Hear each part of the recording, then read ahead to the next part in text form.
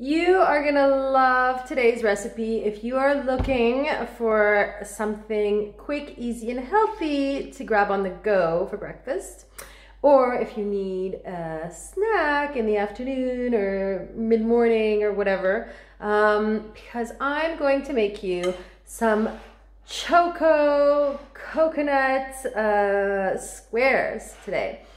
It's a no-bake recipe. There's no gluten in it. And there's no sugar, there's honey. That's the only kind of sweetener. And there's chocolate chips, right? There's dark chocolate. But it's a great, it's fairly healthy, and it's very easy to put together. But I wanted to show you the recipe because it's in the ebook. But it's one of these recipes I feel like it's easier if you can see me make it. Because sometimes you're not sure about the texture. Is it right? Is it not right? How am I doing it? Da da da da da. So I wanted to kind of give you the lowdown. All right. So I have a cup of quick cooking oats. These are gluten-free. Quick cooking is better because these are raw. Okay, we're not going to be cooking this, so it's best to have oats that are not like big chunks and that are like hard. It's better to have the quick cooking ones, but if you've got the other ones, that's fine too. That can also work, but it's not gonna, you'll have more of a bite to it. All right, so a cup of that. I've already got a quarter cup of chia seeds in here. I don't know if you can see that up, right? So I've got a quarter cup of chia seeds. That's quite a bit of chia seeds. A cup of this oatmeal. I need some coconut. So I got this like grated coconut. It's unsweetened. I've never used this brand before, but it's like powdery, right? So it's not the flakes, it's the powder. So I need a quarter cup of that. Is this a quarter cup? I'm measuring everything. There you go. Quarter cup. Very good.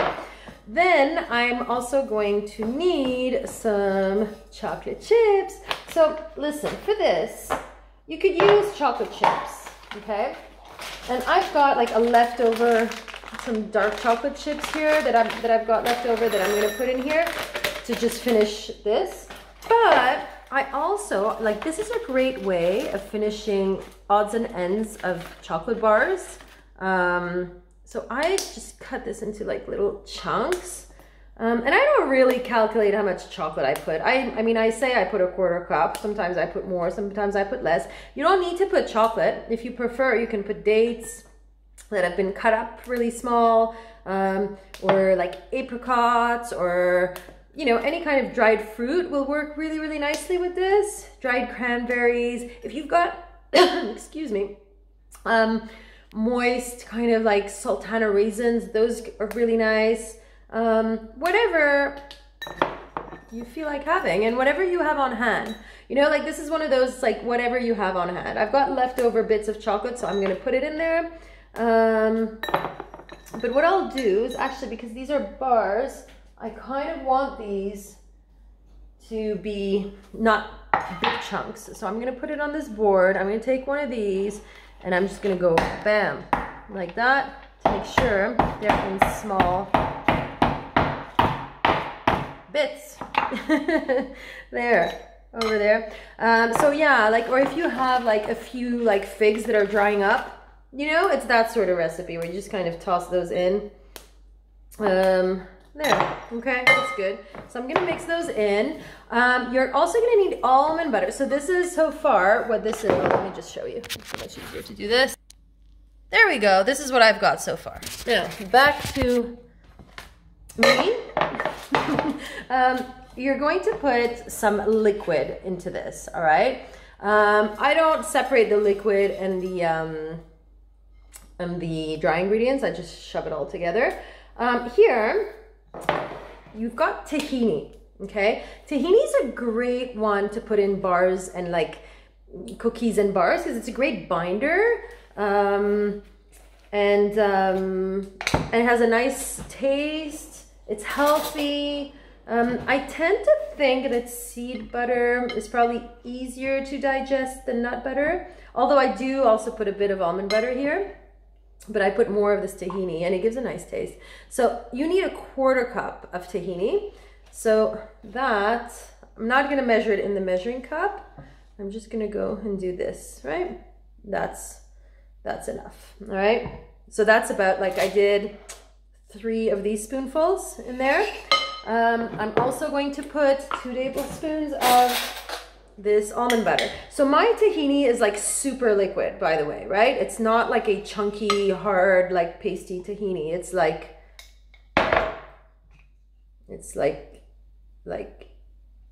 this, right? It's like it pours itself into the thing. I'm making a great big mess, but it's just to show you.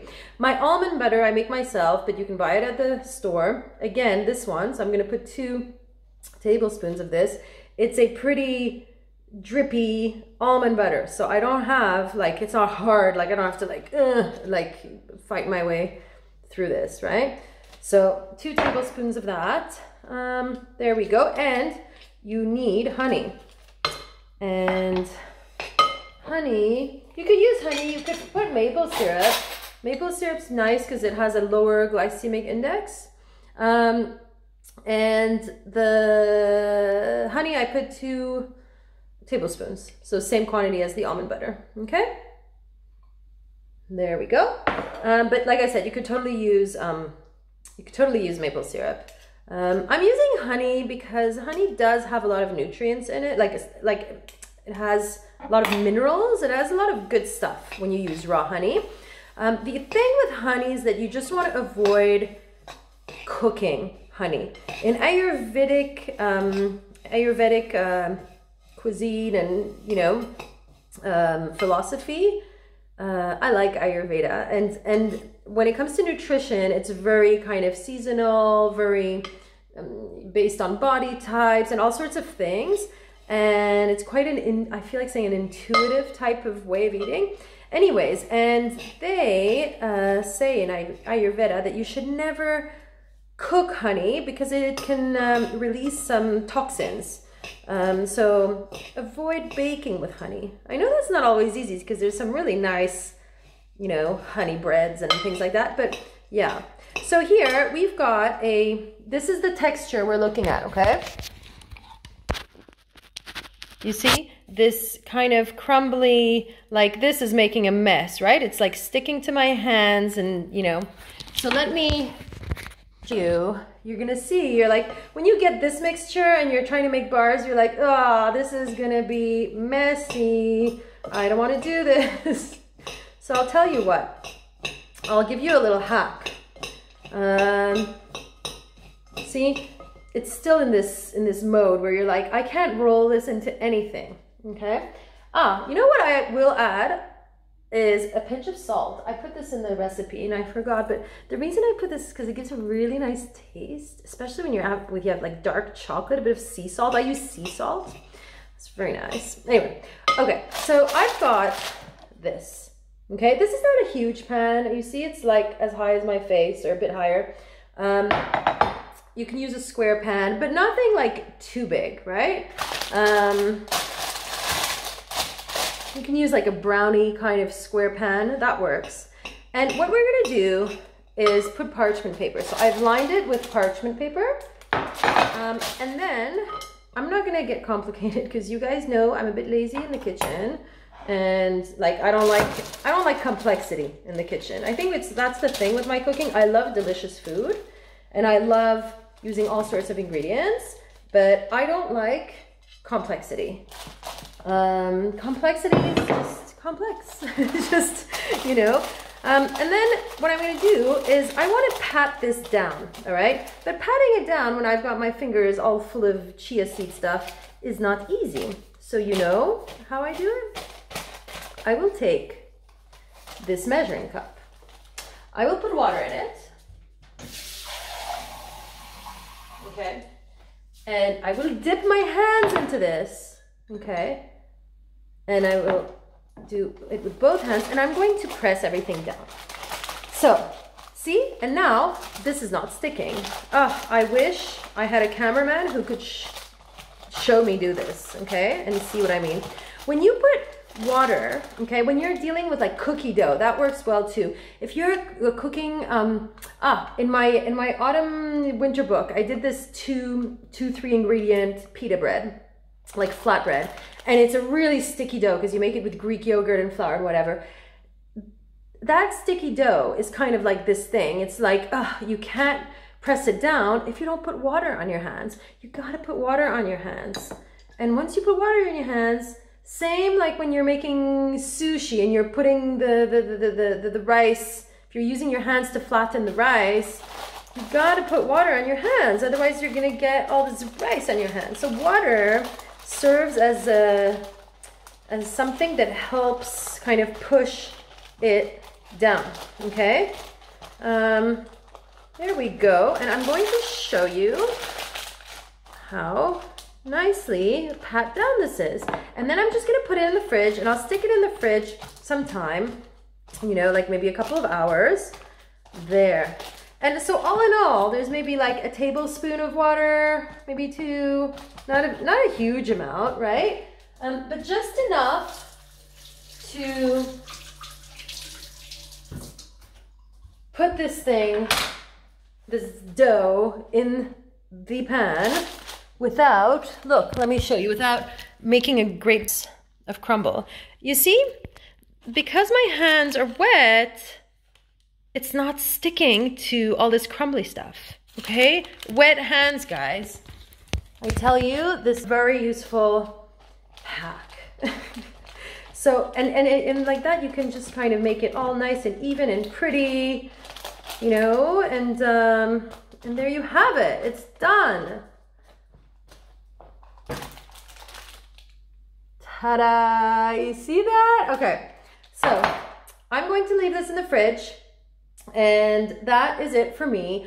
I'm going to the beach today. It's cold and windy, but very sunny, and I think I'm just gonna watch the waves and enjoy my Sunday afternoon. But these guys are really, really good for, I'm telling you, like on-the-go snacks. And you cut them into little squares, right? Don't cut it into like huge things, because then you're gonna feel like that's a lot, right? Because it's quite dense. But it's really wholesome as well. Chia seeds are amazing because there's all these omega acids and like good fats, and the honey is like really healthy, and the dark chocolate is really good. And if you put dried fruit, it's full of fiber, and the oats are full of fiber. Like there's lots of good stuff in here. It's like a concentration of deliciousness and of healthy things. So I make a thing like this, like a batch like this. I'll cut it into like maybe 10 squares. I'll leave it in the fridge and I'll go pick out of it. Careful, they're addictive. And if I feel like I'm not gonna finish it or something, I just put them in a Ziploc bag. You know what I mean? Really easy, really, really easy, really practical, really healthy. Yeah, that's all I've got to say about that. So have a wonderful afternoon, and I will see you soon. Hope you like this video. Hope you like the tip.